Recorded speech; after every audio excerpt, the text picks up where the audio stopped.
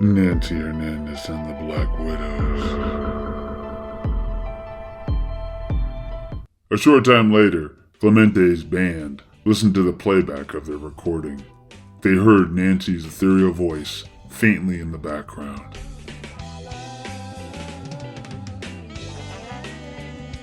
Oh my god, it's Nancy! Shh. They kept listening, totally awestruck. But then they got to the moment where Nancy's hand burst into flames, and she let out a scream. That didn't hit right. That wasn't singing. It's a scream. A short time later in the school parking lot, Clemente walked along with Marisol, carrying his guitar. They both looked shaken by everything that had just happened. I can't believe I actually heard her voice. It's kind of overwhelming. Tell me about it. I'm gonna need some more time to process this. I'll call you later, okay? Don't worry, we'll figure something out. Sounds good. Nearby, Shorty was walking along the street. She was carrying a small bottle in her hand. It was Tia Linda's potion. Shorty held it up to the light, curious about its color. It was black, yet shiny and radiant. Just then she spotted Clemente and tucked the potion quickly into her backpack. She called out to him. What's up, fool? Hey, Shorty. You okay? You look kinda stressed, Clem. Yeah, I guess I got a lot on my mind right now. Yeah, me too. Check it. I think I got the perfect thing to help us both relax a bit. Moments later, Shorty and Clem were in his car, passing a joint back and forth as they listened to music on his stereo.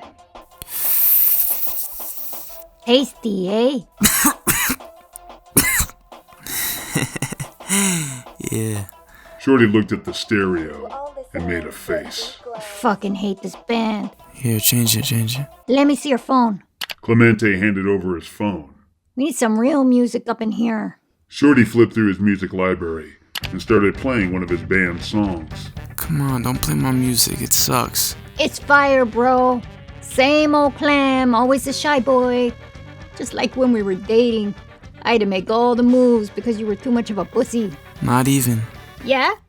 Who asked who out? Who started our first kiss? Okay, you got me there. Damn straight. Then suddenly Clemente got a serious look on his face. Oh, I'm so sorry, by the way. I'm sure the last couple of days have been pretty rough. Yeah, my homegirls are like the only fam I really have. Still can't believe they're gone. Just feel so lonely right now. You're not alone. Clemente rubbed her shoulder. Shorty put her hand on his and kept it there. Oh, that means so much to me. Knowing that you still care. Why wouldn't I? I cheated on you. Remember? Whatever. Let's just move on. Shorty looked off for a moment, thinking. Then she turned back to Clem. Do you ever, never mind. It's stupid. What? Do you ever think about us? Sometimes, yeah. Me too. Except for me, it's all the time. They stared into each other's eyes. Then suddenly Shorty started kissing Clemente. He looked shocked at first and tried to pull away, but Shorty pulled him closer. Stop being a pussy.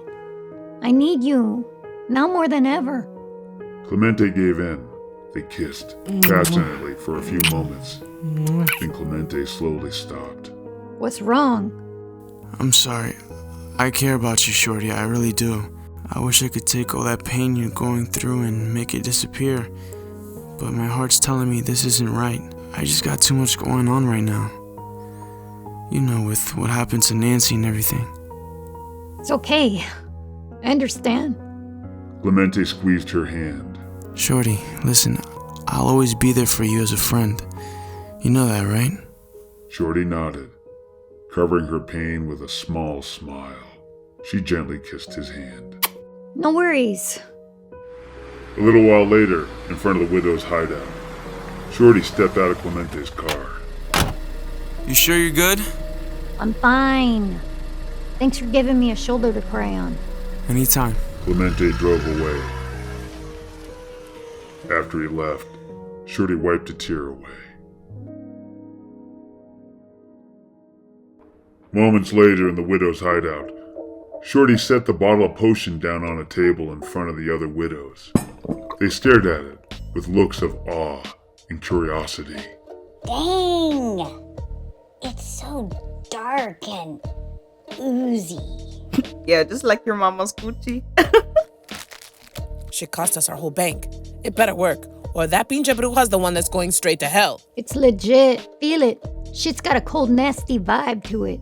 Shorty held the bottle out to Tattletale, but Tattletale was spooked and backed away from it. Dulce, however, stepped forward and ran her finger along the surface of the bottle. You're right. My fingers are like tingling and shit. Question. How are we gonna find Nancy if we can't even see her? We need bait. Then we can lure her into an ambush. Great idea. But what are we going to use? Worms? Face smacked Pollita upside the head. Ouch! She's a ghost, not a frickin' trout, dumbass. Bad. It's gotta be something or someone she has a soft spot for. Know what I'm saying? Face and Shorty were on the same page. They let out a wicked laugh and dapped. It was the next day. Miss Buckwald was finishing up a ghost story as her students listened. They were, as they say, feeling it. The widows were there too, but except for Tattletale, they looked like they could really give a shit. And then Maggie turned around and saw the old ventriloquist doll smiling at her.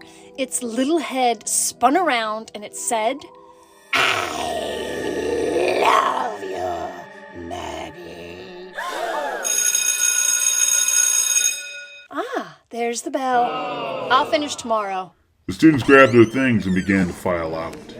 But as the widows left the room, Tattletale lingered behind and leaned over to Miss Buckwald. That story was tight, Miss B. Keep it on the down low. But I did your homework last night. Tattletale quietly slipped a finished assignment to Miss Buckwald. Tats, move your ass. Coming, Shorty! Tattletale hustled off. After she left, Miss Buckwald smiled to herself. Not bad, Miss B. You might actually be getting through to some of them. Just then, a book fell off the bookshelf across the room. Buckwald turned her head and stared. Nancy? There was no response, but behind Mrs. Buckwald, a dark figure suddenly came into view. It reached out and tapped her on the shoulder. Miss Buckwald jumped. She spun around and came face to face with Wolfface. Wolfy, what the fuck? Sorry, I didn't mean to scare you. It's just me. Nancy's not here. Well, how do you know? Can you feel her vibe or something? Better. Wolfface held up a device that looked like a flashlight with a voltage reader and two antennae duct taped to it. Oh, I made it myself. It's a certified ghost detector. It'll start beeping and shit if a spirit's chilling nearby. Watch. Wolfface waved the ghost finder in the air. Nothing beeped. See, nada. You can borrow it. Nah, I'm good. All right, leave. Wolfface smiled and left, waving his ghost detector around in the air. Buckwald closed the door behind him, shaking her head. Meanwhile, down the hallway, Esmerelda sat in class, quietly reading. The door opened and the student messenger entered. She went over to Esmeralda's teacher and handed her a note. Esmerelda? Esmerelda looked up. You have an office summons. A few moments later, Esmerelda walked out of the classroom. But as soon as she was outside, Shorty and the other widow suddenly grabbed her. The widows pinned her arms behind her back while Shorty covered her mouth. They dragged her over to a door marked "Employees Only." Pollita pulled out a screwdriver and jacked the door open. The widows dragged Esmerelda inside and slammed the door. Meanwhile, across campus on the football field, Nancy's ghost sat under the bleachers, lost in thought. Suddenly she looked up, sensing something was wrong. Meanwhile, at that moment, the widows escorted Esmerelda down a flight of stairs to the underground boiler room. Pollita shoved Esmerelda to the floor. Please, don't hurt me. Cállate. Look at me. If you want to get out of here alive, you're gonna do exactly what we tell you. Call out for your sister. I can't. Shorty slapped Esmerelda across the face. Blood gushed out of her nose. The widow started to kick and punch her. Help me. Somebody, please. Nancy's cross fell from her neck. Back at the bleachers, Nancy suddenly heard Esmerelda's cries in her head. Nancy. A red glow ignited in Nancy's eyes. Her Day of the Dead makeup faded, and she took on her ghastly wraith-like appearance. Suddenly she disappeared in a whoosh of wind and dust. Back in the boiler room, Esmerelda lay curled up on the ground. The widow stood over her, mocking her with cruel laughter. Only Tattletale didn't laugh. Cry all you want, kid. No one can hear you down here. Suddenly the pipes in the boiler room started to rattle. The lights flickered, creating a strobing effect. I think she's here. Shorty quickly scrambled to get her potion out of her backpack, but the zipper got stuck. Shit. Just then, something smashed into the door at the top of the stairs. The door flew open. A dark figure with glowing red eyes stood in the doorway. It was Nancy. She hissed, "Leave my sister alone." Nancy flew down the stairs like a black shadow and knocked Face into the wall. Face couldn't breathe. She clawed desperately at her own throat. In the strobing light, Nancy came in and out of view. She could be seen strangling Face to death. Horrified, Esmerelda let out a scream. Nancy stopped. The red glow in her eyes faded. She looked down at Face and let her go. Face gasped for breath. Nearby, Shorty struggled to get her backpack open. Give me that! Pollita grabbed the backpack from her. She whipped out a knife and cut it open. She reached inside and pulled out the potion and tossed it to Shorty. Shorty popped the cap off. Suddenly the red glow returned to Nancy's eyes. She turned and snarled at Shorty, and then flew at her. But just as she arrived, Shorty threw the potion in her face. Blinding light went up. The light enveloped Nancy, and she dissolved into a black moth. They all stared at the moth in awe as it fluttered through the air. Esmerelda called out. Nancy? The black moth fluttered toward Esmerelda. She held her finger out. Shorty turned to the other widows. The fuck? It's her soul, dipshits. Catch it. The widows grabbed their backpacks and pulled out glass jars. They leaped forward to catch the moth. But suddenly, a hole appeared on the floor. Flames were licking out of it. The moth suddenly dropped like a stone into the fiery hole and disappeared. The hole sealed itself up, and the floor was normal again. Esmerelda cried out. Nancy! She's gone.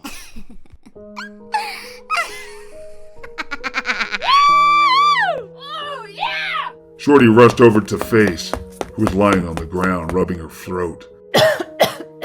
You straight? Yeah. Dang. Invisible almost dropped me. Thanks for having my back. Anytime, bitch. That shit was fire, bro. Yeah, except you knuckleheads blew our discount. Shit. Shorty walked over to Esmerelda. Well, sorry to break the bad news, but your sis is gone to hell. But look on the bright side. We're gonna spare you so you can spread the word. Nobody, not even the dead, fucks with the widows. Esmerelda climbed to her feet and ran away. The widows, except for Tattletale, laughed. No one noticed Nancy's cross was still lying on the ground.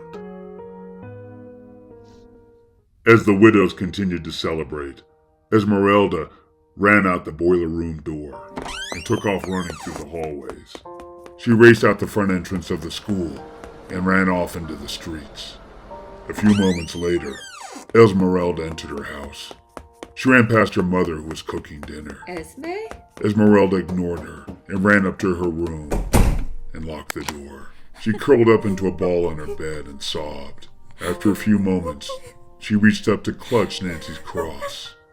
But to her shock and dismay, she discovered it was gone. Oh no. I lost her cross. Esmerelda looked over at a picture of Nancy hanging on her wall and buried her face in her hands. It was night. Shorty and Face entered Tia Linda's kitchen.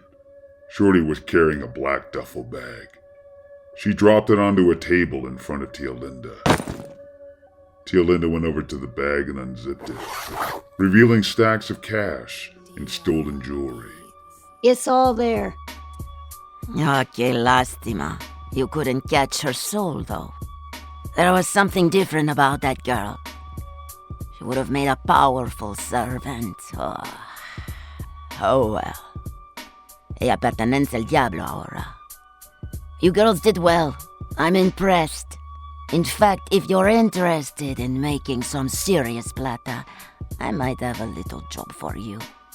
That girl, Nancy, has a younger sister named Esmerelda, no? Yeah. Why? Strong spiritual energy often runs in families. If you can bring me her hermanas, I'll give you all your money back and then some. But she's not dead. Yet. Shorty and Face looked at each other. They huddled together for a moment, speaking quietly. Then Shorty turned back to Tia Linda. You make love potions too? Ah, see? The very best. Tia Linda puffed on her cigar.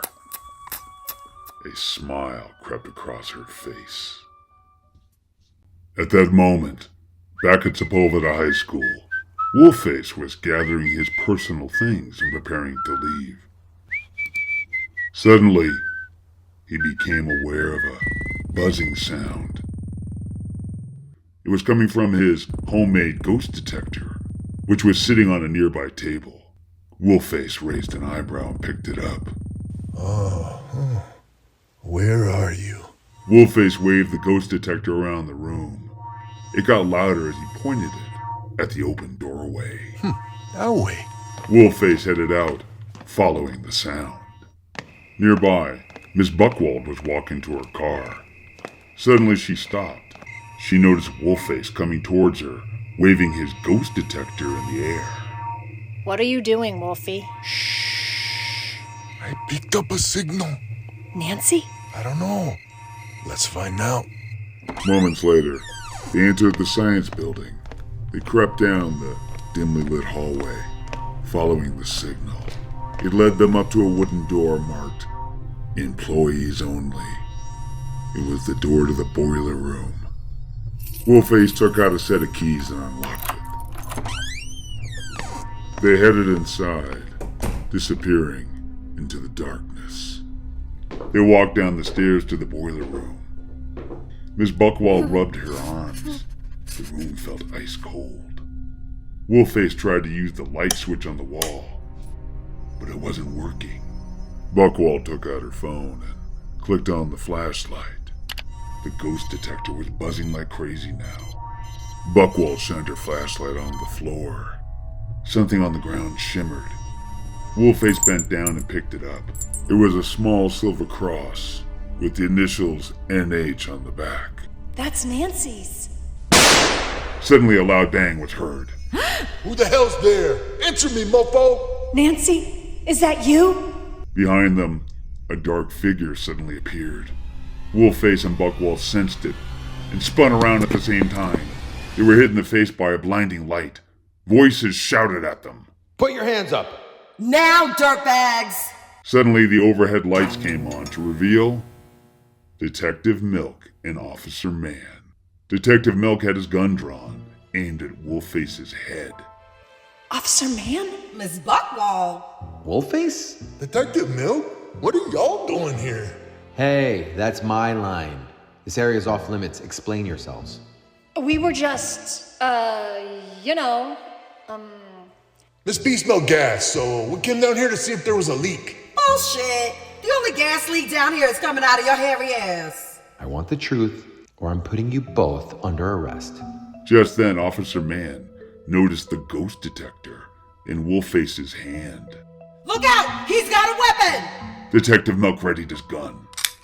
Relax, it's just a spectrometer. I made it myself. What? A spectronomentor. It's a ghost finder. Detective Milk rolled his eyes and took the ghost detector from Wolfface. He gave it the once-over. Careful, that's a piece of proprietary technology, bro. Just then, Officer Mann noticed Nancy's cross in Wolfface's hand. Wait a minute. Let me see that. She took the cross from him. This is Nancy's. I gave it back to Esmerelda. How'd you get this? I found it laying on the ground over there. Esmerelda would never part with this unless you took it from her. A look of panic suddenly exploded across Officer Mann's face. She grabbed Wolfy. Where is she? If you hurt her, you sick son of a bitch! Get off me! I didn't hurt nobody! He's telling you the truth. It was just laying there on the ground, I swear. Just like you swear you were down here spelunking for gas leaks? Call Esmeralda's house. Make sure she's okay. Officer Mann got on her phone. Milk took out his handcuffs. Turn around. Both of you. Detective Milk slapped the cuffs on them. This is bullshit, bro! Shut up. As Detective Milk led them away, Buckwald's eyes drifted to the floor. They were drawn to the spot where Nancy had disappeared into the hole. There was a black spot there. Miss Buckwald stared at it, sensing something. At that moment in the widow's hideout, Shorty and Face stood before the other widows. Shorty held up a strange amulet that Tia Linda had given her. We just have to put this amulet Tia Linda gave me around that kid's neck before we cancel her. What's it do? It's some Santeria shit. It'll make her soul come out after she dies. We catch it, get the plata. Bet that bruja comes through with more jobs if we pull this off. Sweet! My dream has always been to become an international hitman. Dulce and Pollita dapped. Shorty glanced over at Tattletale, but she looked freaked out. What's up, Pats? You tripping again? I'm just, concerned about, the cops are already pretty sus. Another killing might put too much heat on us. She's got a point. We need to make it look like an accident. You fools know that big trash can back there in the kitchen? The widows nodded. All we need to do is lure that little shit back there. Shorty began to lay out her vision. First they would lure Esmerelda into the kitchen. Then Pollita would hide behind a post and call out in a voice that sounded like Nancy's. Esme, I'm here, sis. Help me. Esmerelda would follow the voice over to the big trash compactor. She'd open the door and peer inside. Nancy? At that moment, the widows would suddenly rush up behind Esmerelda. They'd put the amulet around her neck and shove her into the trash compactor. Shorty would hit the start button. After the compactor had done its business, the widows would whip out mason jars and catch Esmerelda's soul before it could flutter away. The widows nodded their approval at the plan. Hells yeah! It's brilliant, boss! Of course it is. I thought of it. I want to push the button. Please, let me. As Pollita continued to beg Shorty, Tattletale looked off, looking totally freaked out and disturbed. End of Chapter 4. Stay tuned for the final episode of Nancy Hernandez and the Black Widow.